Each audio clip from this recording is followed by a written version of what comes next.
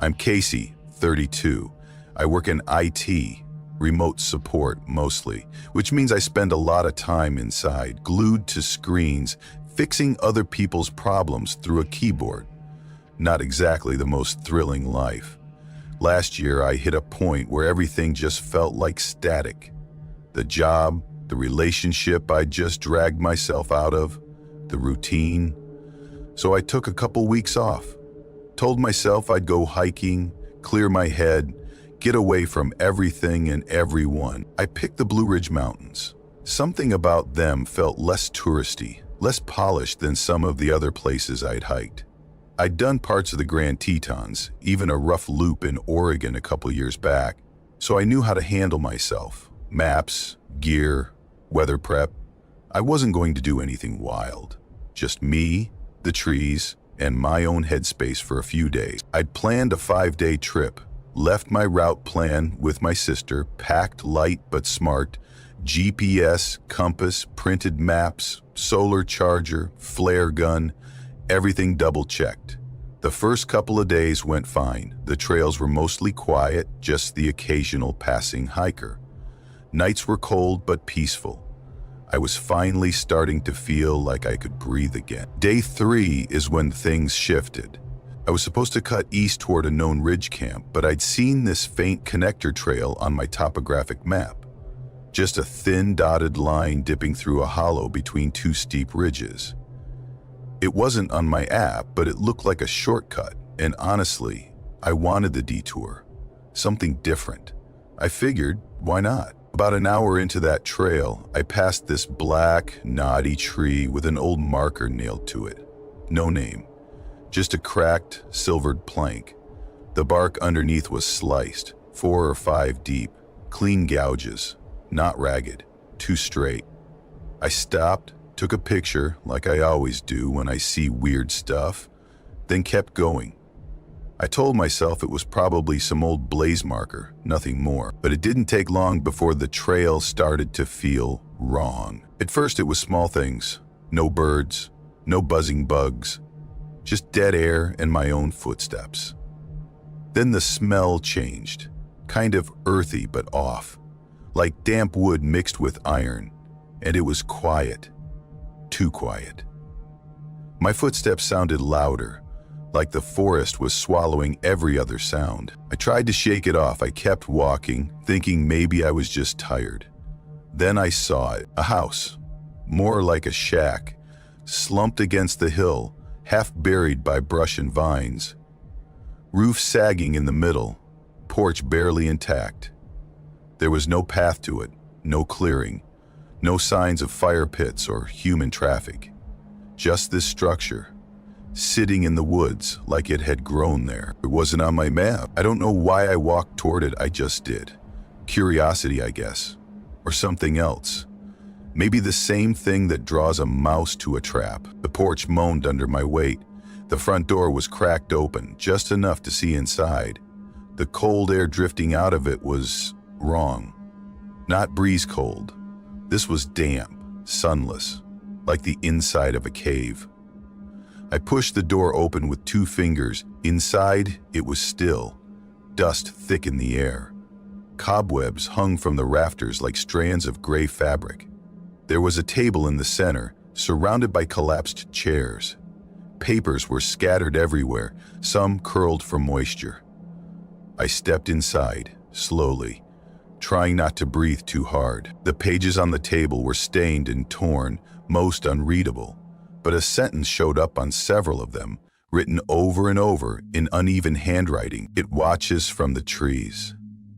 It waits when you sleep. I stepped back. Then something creaked behind me. I turned fast. Nothing. The door was still open, barely swaying, but the air had shifted, felt thicker, heavier, like I wasn't alone. I backed out of the house, not running, but fast. When I got back to the spot where I'd dropped my pack, it was gone. Just gone. I froze, looked around. No drag marks, no animals. Just the faint outline in the dirt where it had been. I turned a slow circle, scanning the trees, and that's when I noticed the trail was missing too. What had been a clear path minutes earlier was now just woods. Dense, same-looking trees in every direction. I yanked out my phone. Dead. Not no signal.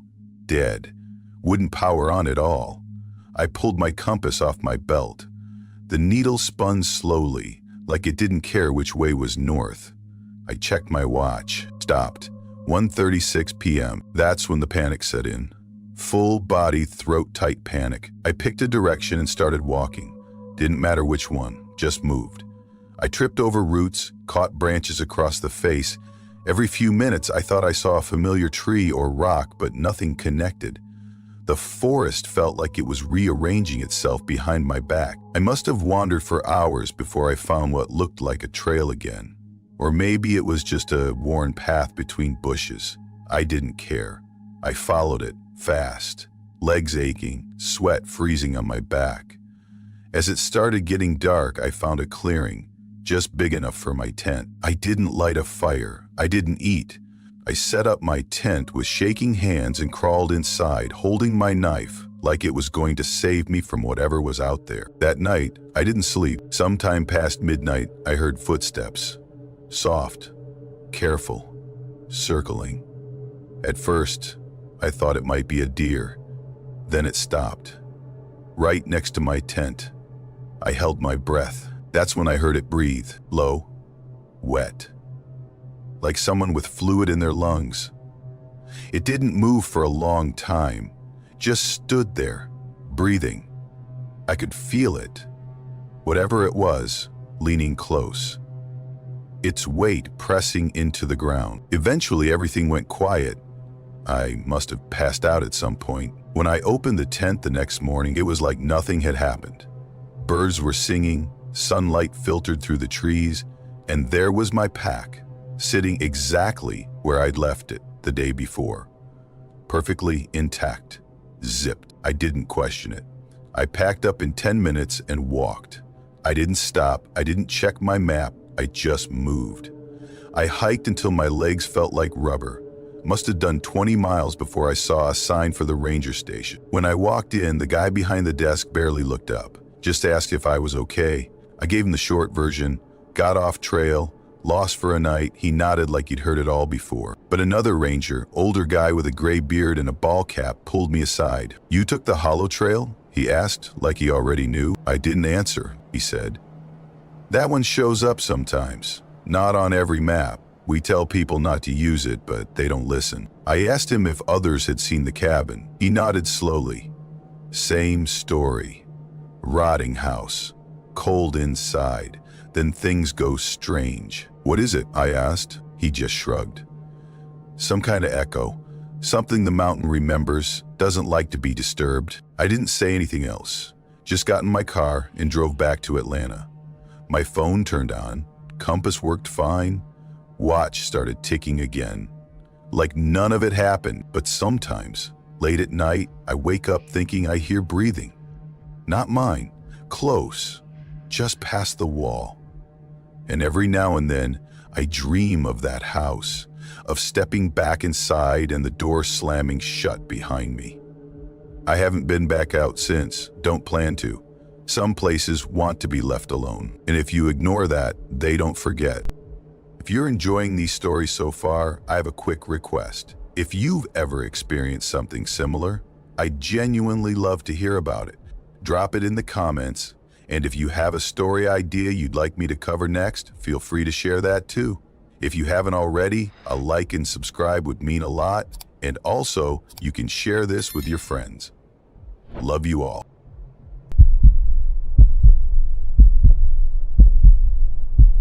I'm a web designer from Oregon. Nothing flashy, just lots of coffee and staring at screens for way too many hours.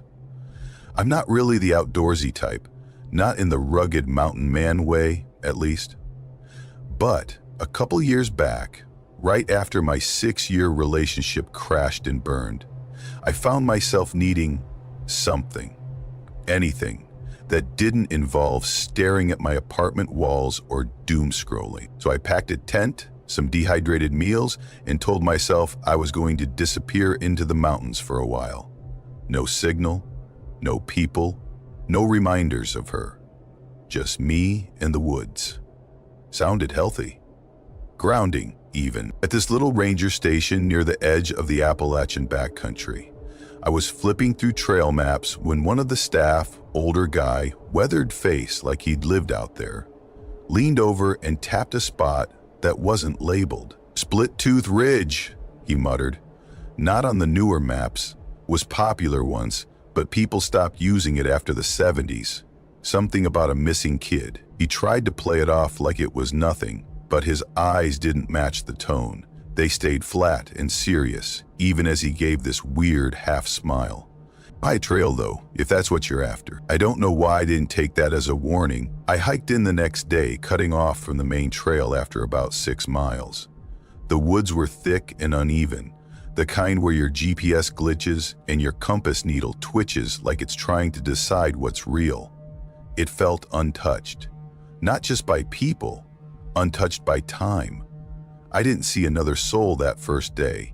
No old campsites, no trash, no fire rings, just trees, some so big they looked prehistoric. In an unsettling sense that I was being noticed. Still, the first couple nights were fine. I set up camp near a small creek, filtered water, made bad coffee, and tried to convince myself this was working. I even wrote in a little waterproof journal like some off-brand Thoreau. Day 2, I think I could live out here. The quiet is perfect. I was lying, of course. But the ritual helped. It all went sideways on the 3rd night. I'd just finished eating when I heard it. A loud crack, like someone stepped on a thick branch. Not fast or panicked. Measured, deliberate. I froze, listened. Then came another and another, each one closer, circling the perimeter of the light from my fire. Not a deer, not a bear. You spend enough time outdoors, you learn to tell. This was human, or at least it walked like one. I grabbed my flashlight and scanned the trees. Nothing. I called out something dumb like, "Hey, I'm just camping here," like I was announcing myself to a park ranger. No response. Then I saw it. Barely. A figure at the edge of the light. It was tall, way too tall. Thin, but not frail. Just off. The limbs were long, arms dangling low like they didn't fit right. I couldn't make out a face. It didn't move, just stood there, like it had been watching me long before I noticed it. I stumbled back into the tent and zipped the door shut like that piece of nylon could protect me. I held my knife tight and stared at the fabric wall, half expecting a hand to tear through it. But nothing happened. By morning, it was gone, or at least not visible. I packed up in record time and tried to retrace my steps, but the trail wasn't there. No markers, no signs, just trees. I walked for hours. The creek? Gone. My GPS was still frozen, the compass needle just spinning. That's when I heard the whisper. At first I thought it was wind, but it had rhythm and tone. A low humming, like a voice trying to mimic wind but getting the notes wrong. Then I heard it. My name. Josh. I stopped cold. My legs wanted to move, but my brain couldn't decide where to send them. I turned in a slow circle. Nothing but trees. But the sound came again, closer this time. Josh. I started walking, fast, then jogging, then running. I didn't even care which direction. I just needed distance. That night, I didn't sleep. I built the biggest fire I could, sat with my back to a rock wall. I thought maybe that would give me some kind of defense. The whispers kept coming, from everywhere. The same voice, rising and falling like it was rehearsing. And then I saw the face, white, flat, no features. It flickered into view just past the firelight, held there for a heartbeat, then vanished when I blinked. I don't even remember standing up. 1 second I was seated, the next I was sprinting. Left everything behind, the tent, the gear, all of it. I ran blindly through the woods, crashing through branches, sliding down muddy slopes. I think I fell 3 times. My hands were cut up, my ankle twisted. I should have stopped, but I didn't. Eventually, I reached a ridge and looked down into a clearing that felt fake, like a set on a stage, too still. In the middle was a cabin. No path leading to it, just there. Smoke came from the chimney. I don't know why, but I walked toward it.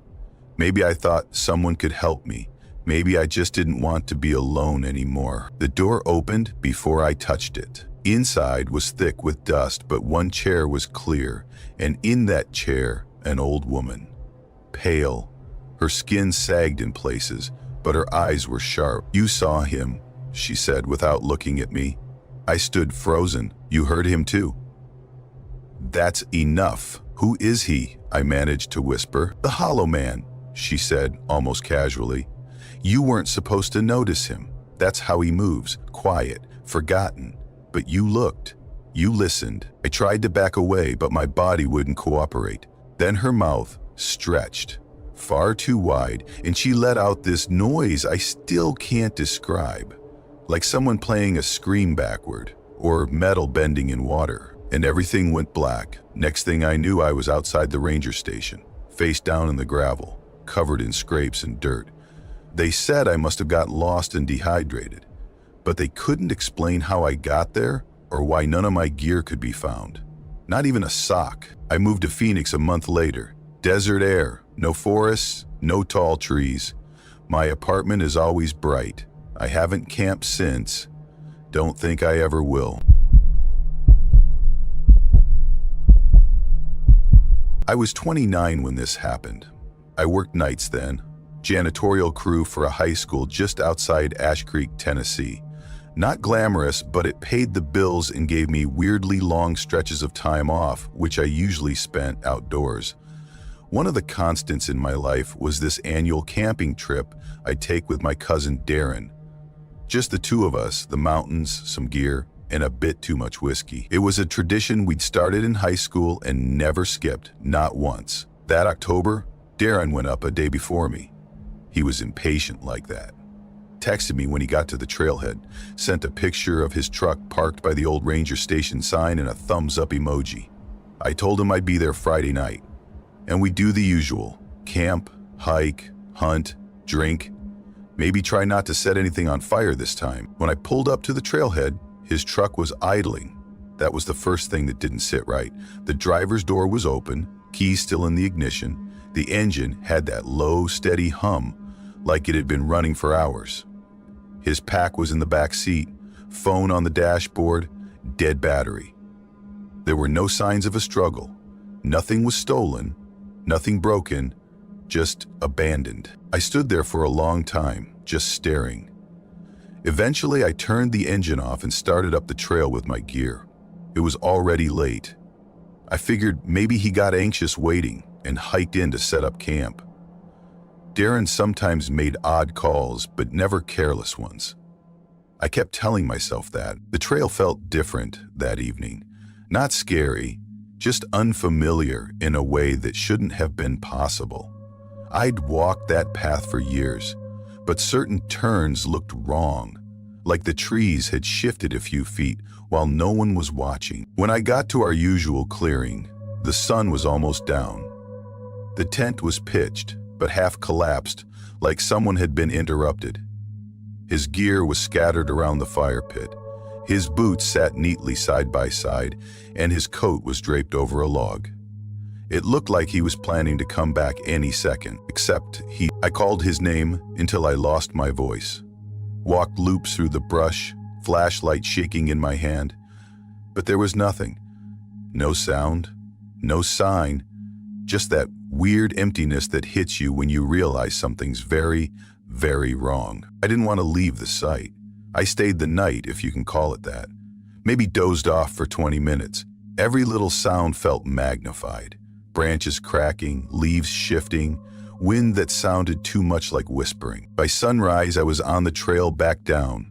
I drove straight to the sheriff's office. They were polite, responsive, sent a search team. Dogs, helicopter, whole 9 yards. They combed every foot of Devil's Hollow and the surrounding ridges. No sign of Darren, No scent trail, nothing. They filed it under missing, presumed accidental. Said he probably got lost, maybe took a fall. Happens more than you think, but I knew Darren. He wasn't the type to wander off barefoot in the dark. He didn't leave things unfinished. He especially didn't leave his boots behind. I tried to let it go. Tried to get back to work, back to normal life. But I couldn't stop thinking about the scene. The scattered gear, the way the tent looked abandoned mid-action, the still running truck. A week later, I went back up alone, told everyone I just wanted to look around. Truth was, I couldn't sleep anymore. I kept hearing Darren's voice in my dreams, calling from somewhere just out of reach. I kept seeing that coat on the log like it was waiting. I brought only the essentials, a flashlight, hunting knife, and enough food for one night. When I stepped into Devil's Hollow again, everything felt heavier. Not scary exactly, just off. I didn't hear birds, no insects either. Even the wind felt muted, like the forest was holding its breath. I walked past our old campsite and kept going deeper. I don't know why. It was like something was pulling me. Then I heard it. Hey, over here. I stopped cold. It was my voice. Exactly my voice. Not a recording, not something close. It was me. Same tone, same cadence. It came from deeper in the woods. I stood there frozen for way too long. Then I moved. I don't even know why. I should have run. I should have turned back. But I walked toward it. The forest grew tighter around me, branches closing in, trees leaning. I ducked under a limb and stepped into this small clearing I swear hadn't been there before. In the center stood a round wooden building. Old, primitive, built from thick logs, sealed with something black and sticky, the kind of structure that doesn't have a name or purpose you can place.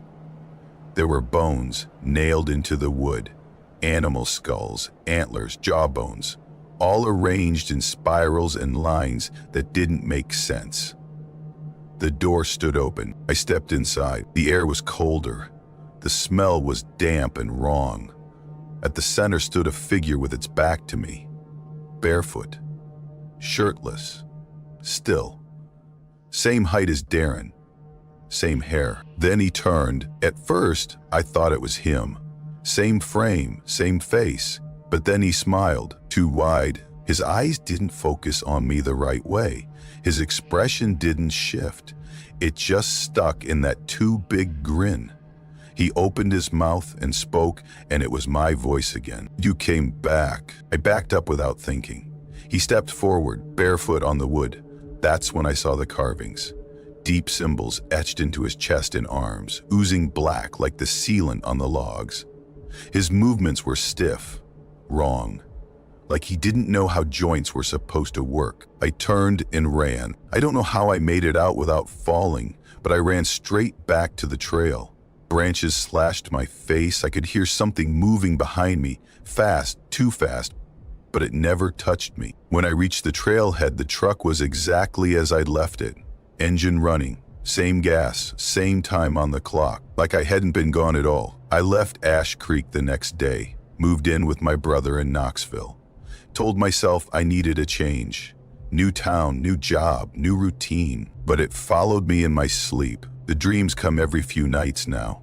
I'm back in Devil's Hollow. That thing with Darren's face is always there. Sometimes it talks with his voice, sometimes mine, sometimes my mother's. It knows every word I don't want to hear.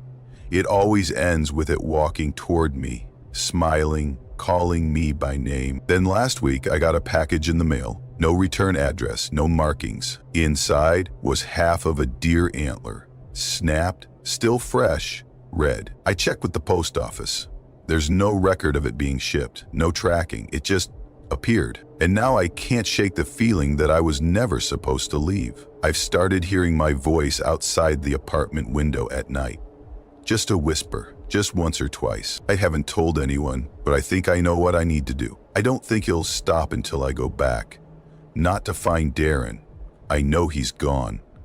Whatever that thing is, it wore his skin and tried to wear mine. I think next time it might succeed. I'll go back.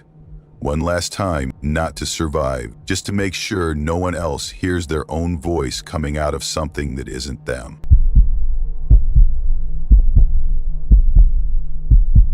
34 now, work in a metal shop in Dayton, Ohio.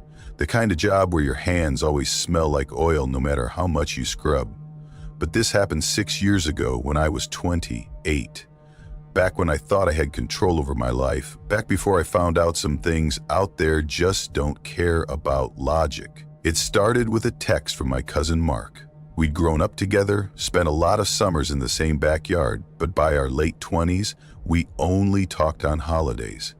Out of nowhere, he messaged me. Got the cabin for the weekend. You in? He was talking about his family's old cabin out near Hemlock Ridge. A place we'd only been to once as kids. His dad built it back in the 80s. The story went that he wanted a quiet spot for hunting, but I don't remember anyone actually hunting there.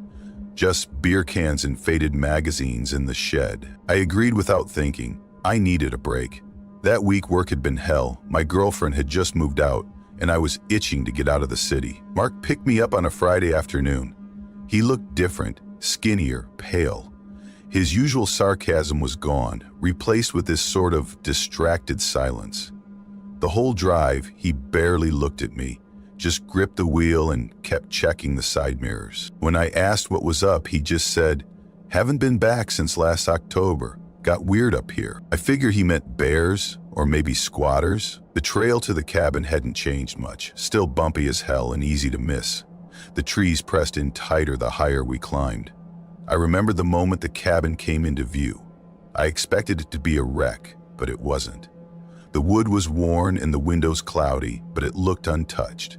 Like someone had been keeping an eye on it. We settled in, unpacked, ate dinner out of cans, drank a few beers by the fire. It felt normal at first, even relaxing. Mark told me a little about his job, hinted at a bad breakup, but every so often his eyes would drift to the window. He kept glancing at the tree line, like he was waiting for something. I was halfway through another beer when he said, "If you hear anything tonight, don't open the door." He said it like he was telling me to keep the bathroom fan running, casual, routine. That night, around 1 o'clock a.m., I woke up to the sound of footsteps on the porch. Slow, deliberate, heavy enough to creak the boards. I held my breath and sat up on the couch, trying to figure out if Mark was walking around. Then I heard a second set of steps, this time closer to the kitchen window. Then silence. Total, crushing silence. I turned my head slowly and saw Mark already sitting in the kitchen in the dark, just like that. Not moving, not blinking. His eyes were fixed on the back window. "You hear it?" I whispered. He nodded once. "What the hell is it?" He didn't answer. Then came the tapping, 4 taps, same rhythm, 1 pause, 3 quick ones. Like it wanted to be sure we were listening. I didn't sleep the rest of the night. Neither did Mark. We sat there in silence until the gray light of morning finally pushed through the trees. Later that day, Mark took me out behind the cabin to show me something. We walked a few yards into the brush, and there they were. Prints. Bare, but wrong. Longer than any human foot, no arch, just deep impressions like a handprint with too many fingers. I remember staring at them, trying to convince myself they were some animal, maybe a bear sliding through the mud. But they were too clean, too intentional. Mark said, "They show up every time I come up here now, since last fall." I asked why he kept returning. "I was trying to figure out what happened to my uncle," he said. "He came up here alone last October. Never came back. Cops found his truck, his gear, but not him." "What do you think happened?" "I think he opened the door." That night, we barricaded the cabin. Moved chairs, pushed the old table against the front door, blocked every window we could with whatever we had. Mattresses, a dresser, even the cooler. It didn't matter. At midnight, the tapping returned. First on the back wall, then the side window, then the front porch. It circled us, slow and patient, like it was walking through a routine. Then the voice. At first I thought it was the wind, but it wasn't. It was low and cracking, like someone trying to mimic a person after hearing them speak once through a broken radio. "Mark?" I froze. Mark let me in. He was staring straight ahead, gripping the rifle. But I could tell from the way his hands shook he knew it wouldn't help. The voice moved. from window to door, circling us. It didn't yell, it didn't growl, just whispered, calm and flat. "Where did you go, Mark?" Then silence, just for a minute. Then it tried again. "Let me in." That voice didn't stop until the sky started to brighten. The next morning, Mark said nothing, just packed up. He didn't even eat. We left the cabin like it was on fire. On the trail down, I saw more of those prints, not just behind us, but beside us, following our steps. We got to the car, and I tried to laugh it off. Asked if maybe we'd gone a little stir-crazy. Mark didn't respond. He just looked at me and said, "You're not crazy. You saw it too." He dropped me at home and drove off without another word. A week later, I tried calling. Disconnected. A month after that, I got a postcard. No return address, just one sentence. "Don't come looking for me." I haven't heard from him since, but I've heard it 3 times now. Always late, always the same pattern. 1 tap, then 3. I live in an apartment now, 4th floor, no balcony, no fire escape. The last time it happened, I stood on the far side of the room staring at the glass as the shadow passed behind it. Tall, narrow, wrong. I didn't open the blinds. I didn't move. And when it finally left, I didn't sleep the rest of the night. I don't know what it wants. I don't know why it followed us. But I do know one thing. I'll never open the door. My name's Greg. I'm a systems analyst. Not exactly the adventurous type, but I get by. A couple of years ago, after a rough breakup and a bad stretch at work, I needed to unplug. So I planned this solo hiking trip. No cell signal, no people, no distractions, just me and the trail. I chose this obscure loop in western North Carolina, not part of the main Appalachian Trail, something deeper, rougher. I found it through an old forum post, barely any markers, the kind of place you only hear about through word of mouth. It sounded perfect. I didn't tell anyone exactly where I'd be, just mentioned the general area to a buddy and said I'd be gone a few days. It felt safe enough. I'd done other hikes solo, brought all the gear, maps, GPS, water purifier, survival kit. I wasn't stupid. Still, something about the place felt off even before I started walking. The trailhead was deserted, not unusual, I guess, but there was a weird stillness. I remember standing by my car and not hearing a single bird, just nothing. That's the part that stuck out to me. No wind, no insects, no leaves rustling. First day on the trail, I didn't see anyone. The farther I went, the stranger the forest looked. The trees weren't just old, they were twisted in ways I hadn't seen before. Some leaned in, like they were trying to meet over the path. A few had black streaks down their trunks, like they'd been burned and never healed. I made camp on a ridge with a decent view, not too far off the trail. I should have felt safe. I'd set up camp 100 times before, but that night I couldn't sleep.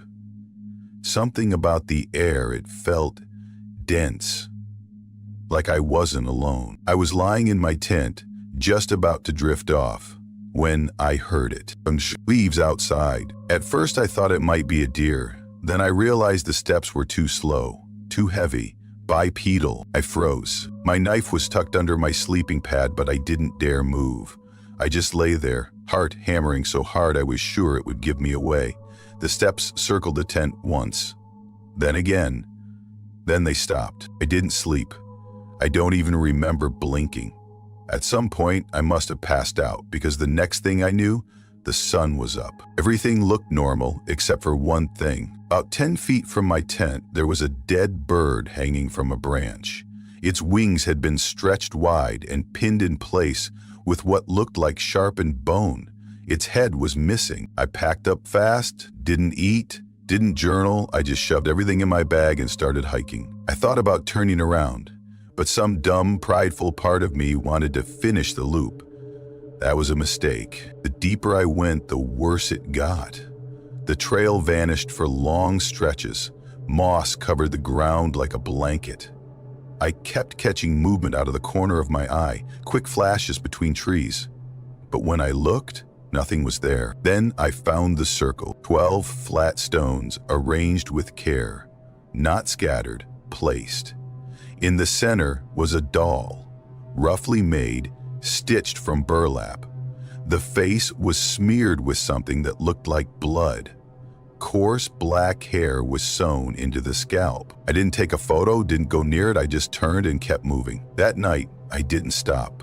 I hiked straight through the dusk, hoping to make it out sooner.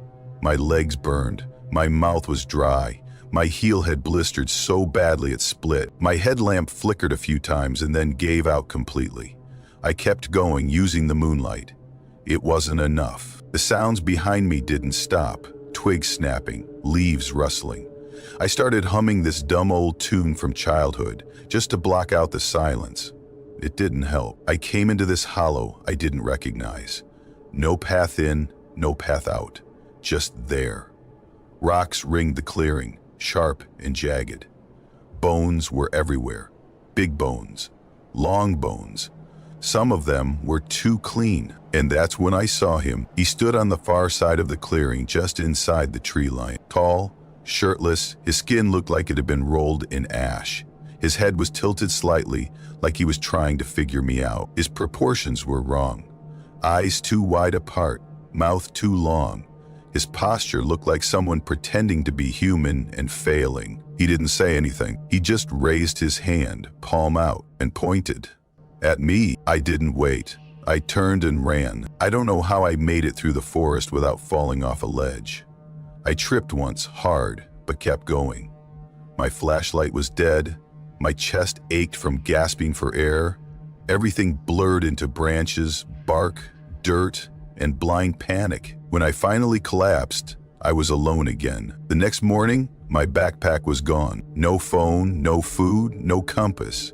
Just the clothes I'd slept in. I stumbled across a stream and followed it, barely thinking. My throat was raw. I was dehydrated, starving, and out of my mind from no sleep. After what felt like hours, I saw a structure through the trees. A cabin, or what was left of one, half collapsed, leaning hard to one side.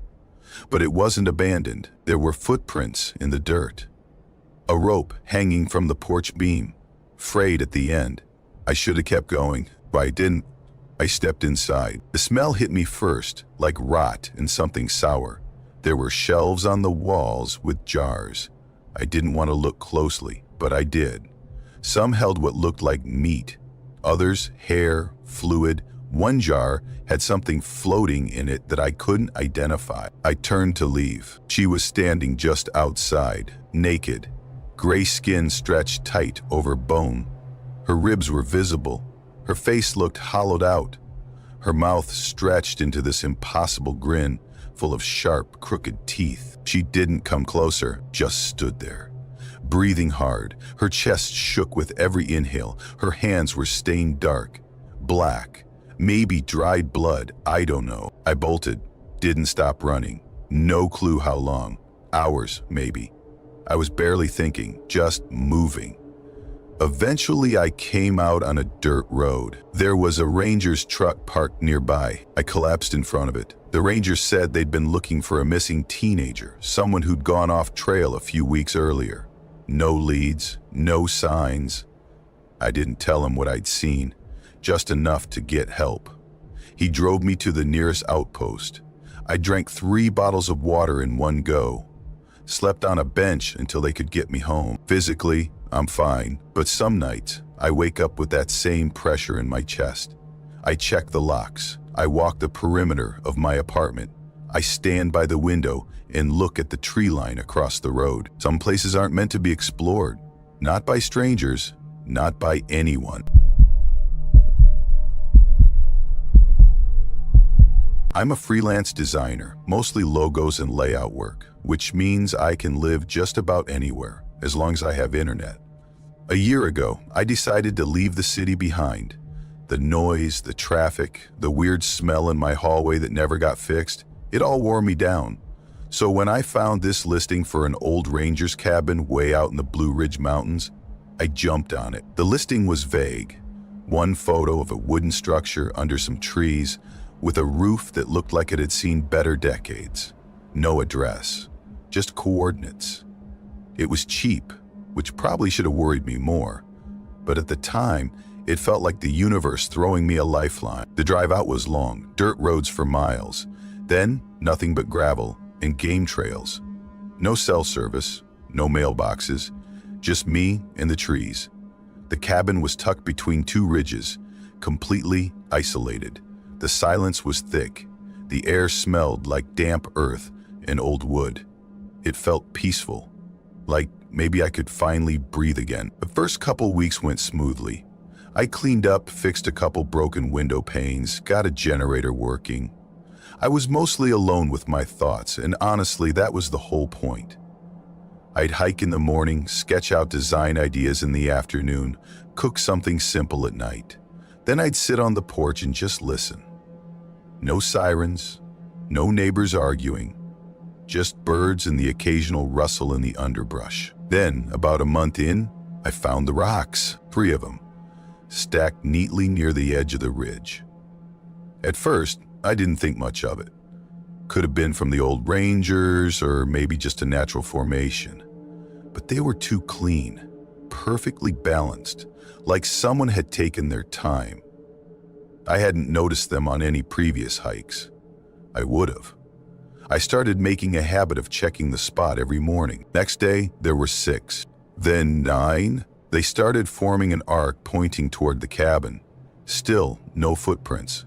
No disturbed leaves or snapped branches. It was like they appeared overnight without anything moving. I tried brushing it off. Maybe animals?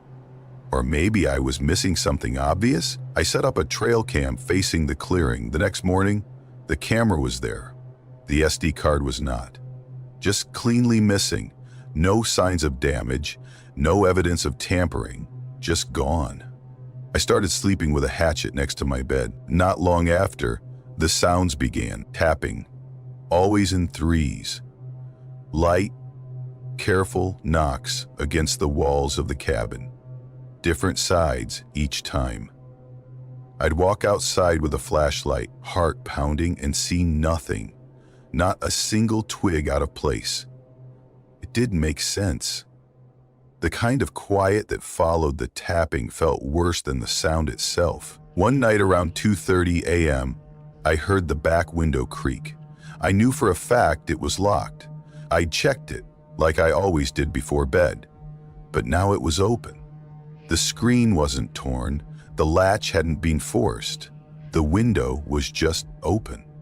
Like something had been let in. I nailed it shut the next day, put up boards.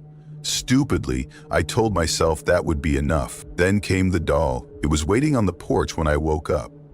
Twigs, twine, a few dead leaves, and a torn strip of red flannel, same as the shirt I'd worn 2 days earlier. It had no face. Its head was too big, the arms too long. It smelled like damp wood and something faintly sour. I didn't bring it inside. I took it out back and burned it. Watched it fall apart in the flames. That helped, for maybe half a day. That night, the tapping turned to scratching. It moved along the walls, windows, even under the floorboards. Long, slow drags. It circled the cabin like it was testing the perimeter. I kept the lights on, sat in the middle of the room with my hatchet, trying to convince myself I was imagining it. But it was real. And it was getting bolder. By the end of the week, the cairns had fully encircled the cabin, 22 in total, all evenly spaced, all angled inward. I didn't leave the cabin that day. I watched from the window. The woods were silent, like they were waiting for something. That night, the doorknob started turning, not shaking, not rattling, just a slow twist, back and forth, like someone or something was trying to understand how it worked. I held my breath and listened for over an hour. Then, silence, the kind that presses down on you, not empty, full of something. At dawn, I found the door cracked open, no signs of forced entry, just open.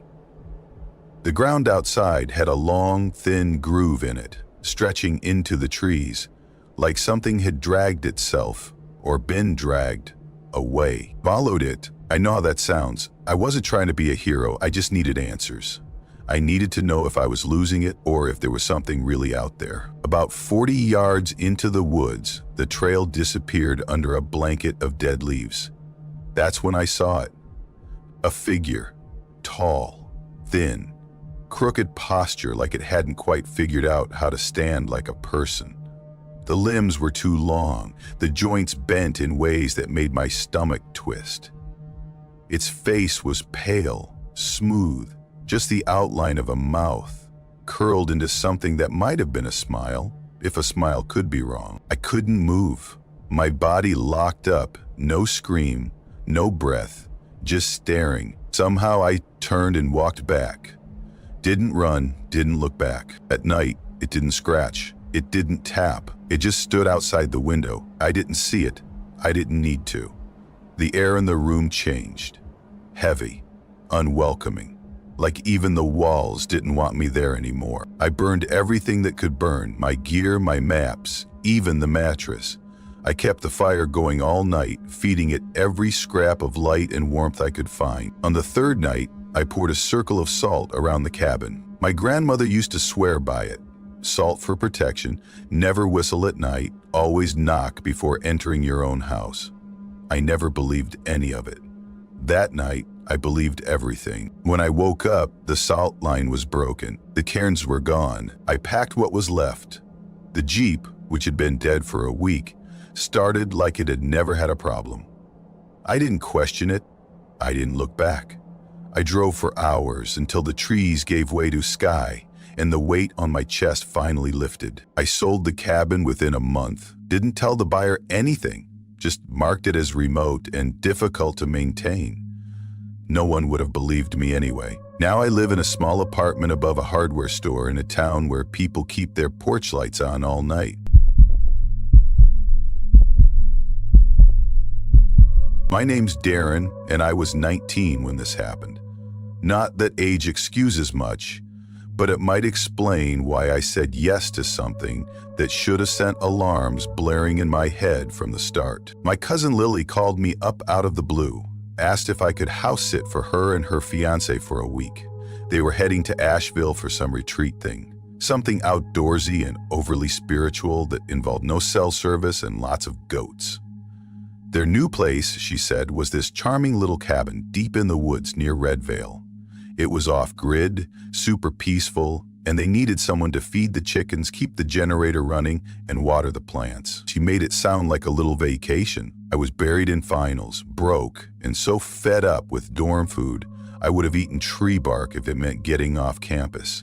So yeah, it sounded perfect. A week of solitude, no one asking me to explain my major, and all the free eggs I could eat. I agreed. The drive up there was longer than I expected. Winding roads that turned to gravel, then just dirt. I lost GPS an hour in. By the time I pulled into their clearing, I had no idea how to get back without retracing every step. The cabin looked nice enough. Small, compact, a porch wrapped around the front, some wildflowers still clinging to life near the edge.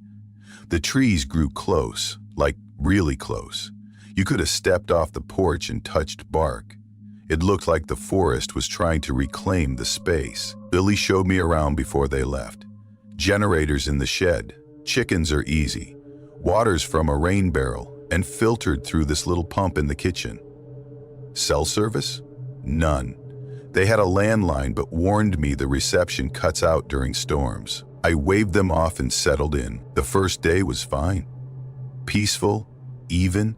I read half a book, fed the birds, made a massive omelet, and fell asleep on the couch. I don't remember dreaming. I just remember waking up in pitch black silence. And I mean real silence. No crickets, no rustling branches, no wind. It was the kind of stillness that made you think your ears stopped working. I sat up, disoriented, and just listened. The longer I sat there, the more I felt like I wasn't alone. The next morning, I brushed it off. Maybe I was just anxious. Or maybe I'd finally found a place so quiet, my brain didn't know how to handle it. But then I stepped outside to feed the chickens, and froze. There was a dead bird on the porch, not like something that flew into a window. Its neck was bent completely backward, and the wings were spread out like someone had arranged them. The feathers were wet and matted, like it had been dropped into mud and then placed on the wood. I stood there a long time, staring. Then I picked it up with a shovel, dumped it into the trees, and didn't say a word about it. That night, I stayed up late reading again. Around 2 a.m., the motion light out back clicked on. Bright. Sudden. I got up, went to the window, and looked out. There was nothing there, no raccoon, no movement in the trees. Just the light, buzzing faintly, casting sharp shadows across the deck. I stayed at the window for a while, trying to see anything that could have set it off, but it was still, absolutely still. Next night, same time, same light, but this time, when I looked out, I saw something. It wasn't moving. It was just sitting there in the center of the deck, a small pile of something. I opened the back door, took a cautious step out, and stared. It was a bundle. Sticks, moss, maybe some dried leaves, tied together with twine, and not like arts and crafts twine. This looked frayed, dirty. Part of it looked like animal fur. Another part looked darker, like hair, human hair. I kicked it into the trees and went back inside. The next morning, the Jeep wouldn't start. It tried, I'll give it that. It groaned, coughed, and then gave up. I popped the hood, checked the battery, the wires, everything I could think of, which wasn't much, and came up empty. It just wouldn't go. I walked 1.5 miles down the road to get one shaky bar of signal and texted Lily. Told her I needed help. No reply. Not then, not the rest of the day. That night, I shut every curtain, turned off every light, and sat on the couch with a kitchen knife. I wasn't trying to be brave. I was scared stiff, but I wasn't going to sleep through it again. Right around 2 a.m., I heard it, a loud thump on the roof. Then footsteps, heavy ones. You could hear the wood groaning under each step. Whoever it was, they weren't trying to sneak around. They wanted me to hear. The steps moved slowly, right across the top of the cabin, toward the porch. Then came the knock, 3 knocks. Measured, calm, like someone waiting for you to answer a door on Sunday morning. I didn't breathe. Another knock, louder, longer. I sat there with the knife clenched in my lap, staring at the door. I thought about shouting. I thought about running. But I didn't do either. Eventually, the knocking stopped. I didn't sleep. When the sun came up, I packed my stuff in a panic. Didn't even try the Jeep again. I hiked down to Signal and called a friend who owed me a favor. Told him I didn't care how long it took, just come get me. I left the keys under the mat and never looked back. A couple weeks later, Lily called me. She was half laughing, said they found something weird when they got back. Asked if I'd been trying to spook them. I said no. She said there were stick bundles hanging from the trees in the woods behind the cabin. Dozens of them. Some of them had hair tied in, long, dark hair. They also found scratches on the roof. Deep, gouged claw marks. Like something had been crawling over the cabin while they were gone. I told her everything, from the first night to the last knock. She didn't laugh after that. They moved out before winter hit. Burned the stick dolls. Sold the place to a couple from Florida who probably thought the story sounded quaint. Last I heard, they hadn't been back to Red Veil at all. I'm 31, a freelance graphic designer, which basically means I spend more time in coffee shops and on back roads than I do in an actual office. Last October, I had a gig lined up in Asheville branding work for a boutique hotel. Not glamorous, but it paid well and gave me a reason to get out of Pittsburgh, where I'd been stuck in a rut for months after a brutal breakup and a stretch of work that just dried up. I packed my gear into the car, loaded up a podcast playlist, and started the drive down. Everything was fine until somewhere past Harrisburg when the GPS rerouted me. Said it had found a faster way, shaving 40 minutes off. I didn't think twice. I was tired, it was getting late, and saving time sounded like a win. The new route took me through these forested Appalachian backroads. Not totally out of the ordinary. Pennsylvania has a lot of winding rural stretches, but this one felt different. The road narrowed until there wasn't even a line down the center, just cracked pavement and trees on both sides. My phone dropped signal. The radio turned to static. I shrugged it off at first. But then I passed a rusted sign that stopped me cold. Sable Ridge, population 43. That's not the kind of number you want to see when you haven't passed a single car or house in 30 minutes. The town didn't look like much. Just a boarded-up gas station, a rundown building covered in vines, might have been a school once. And that's it. No lights, no cars, no people. But I had this tight, crawling feeling like I was being watched. Then the tire pressure light came on. At first I told myself it was just the cold messing with the sensors, but the soft thump, thump, thump that followed said otherwise. I pulled over. There wasn't really a shoulder, just damp leaves and dirt. I got out, and the air hit me hard, wet, sharp. It smelled like moss and rot. I checked the back tire, flat. I popped the trunk and grabbed the spare, kneeling to switch it out.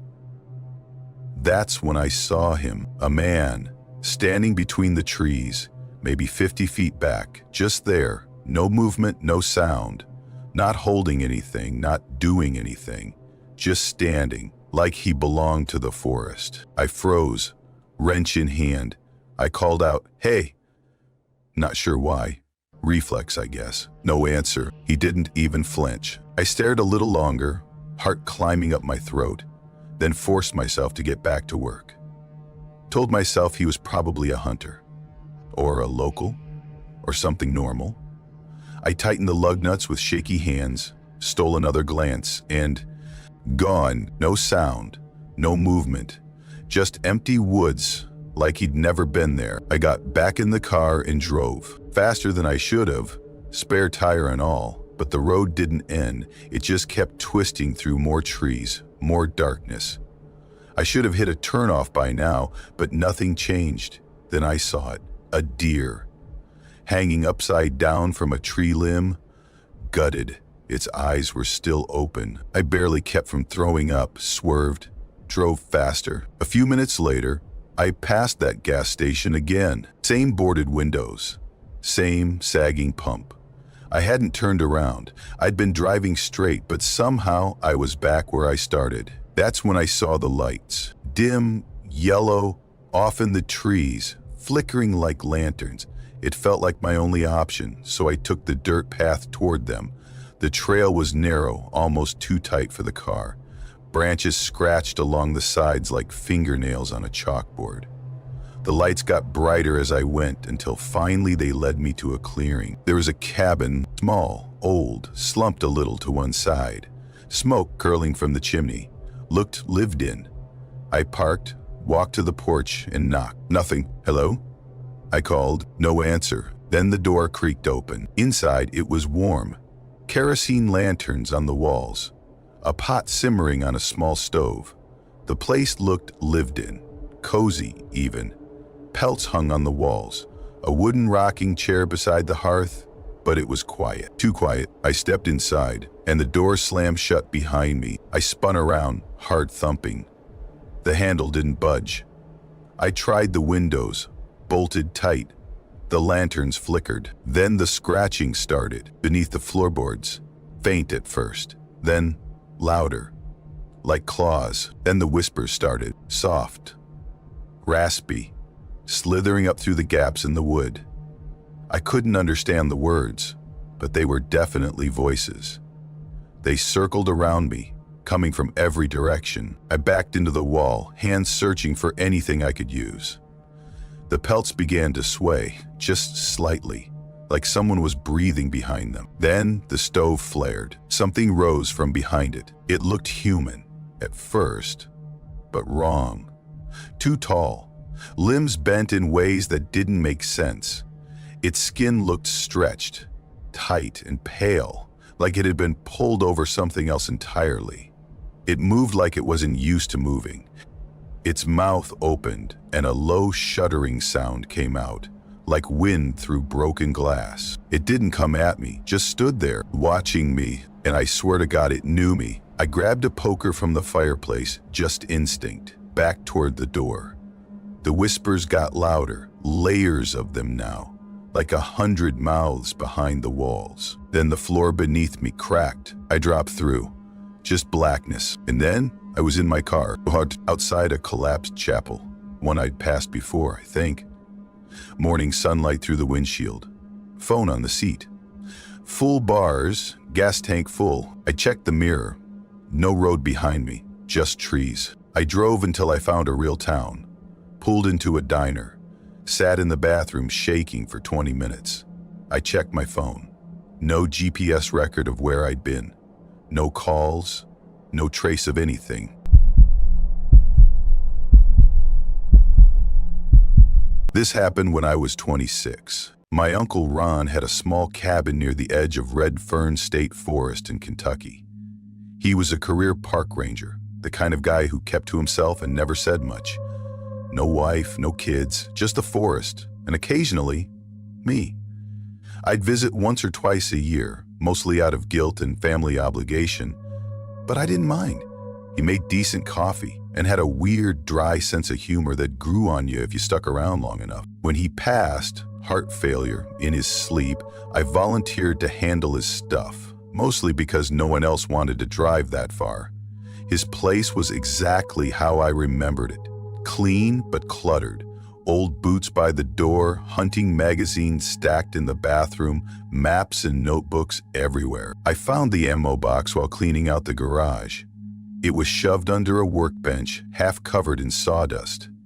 Inside were a few rusted bullets, some brittle papers, and a folded-up piece of grid-lined paper that looked like it had been opened and refolded 100 times. It was a hand-drawn map. Not detailed, more like a sketch, but I recognized enough landmarks to know it was part of the forest behind the cabin. Right in the middle, circled in red ink, was a spot marked only with, "Don't follow the lights. Never after dark." I couldn't stop looking at that note. It stuck in my head for weeks. I kept telling myself it was probably nothing, just some old ranger's scribble, maybe even a joke. But something about it gnawed at me. Ron was quiet, but he wasn't the joking type, especially not about the woods. So I went. I told myself it was just a hike, something to clear my head. I packed a bag, brought a compass, a GPS tracker, a knife, 2 days of supplies.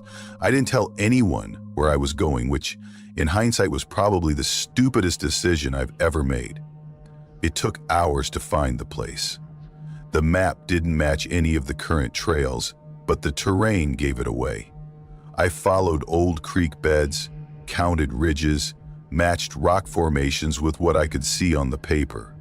By late afternoon, I found the hollow. It was shallow, maybe 50 yards across, surrounded by dense trees with high canopies. Right in the center was a cairn, carefully stacked stones waist high. On top was a decayed plank of wood with something carved into it. The letters were faint, but still legible. "Stay away." That should have been enough, but I was already there. And some part of me, maybe the dumb part that watches too many horror movies, wanted to prove there was nothing to be afraid of, so I stayed. I set up my tent just off center, near a dead log. Didn't build a fire. Just ate a protein bar, drank some water, and tried to read. The forest was wrong. Too quiet. I've camped before, and even in the most isolated areas, there's something. Bugs, distant birds, wind in the branches. But here, it was like the whole place was holding its breath. That's when I saw the first light. It looked like a flashlight at first. A little white orb floating maybe 5 feet above the ground, drifting slowly between trees. Then another appeared, and another. They moved silently, like they weren't part of this world. No shadows, no sound. Just glowing, bobbing slightly, like they were breathing. They circled the hollow, not fast, not aggressive, just moving, watching. I didn't move. I remembered the note, "Don't follow the lights." I stayed inside my tent, barely breathing, gripping the handle of my knife like it would help.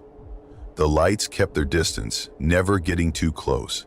Eventually, they flickered and vanished. I didn't sleep. The next morning, I told myself it was just stress, sleep deprivation, maybe some weird natural gas or a rare bug. I packed up, but I didn't leave. I wanted to know more, so I walked further into the woods behind the cairn. The trees changed. I know how that sounds, but they did. They were taller, thicker, the bark was almost black and felt rough like dried skin. Some trunks had carvings, symbols I didn't recognize. Circles within circles, intersecting lines.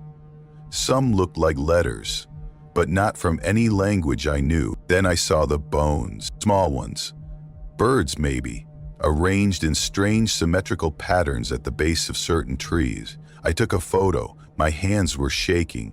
That night, I didn't light a fire.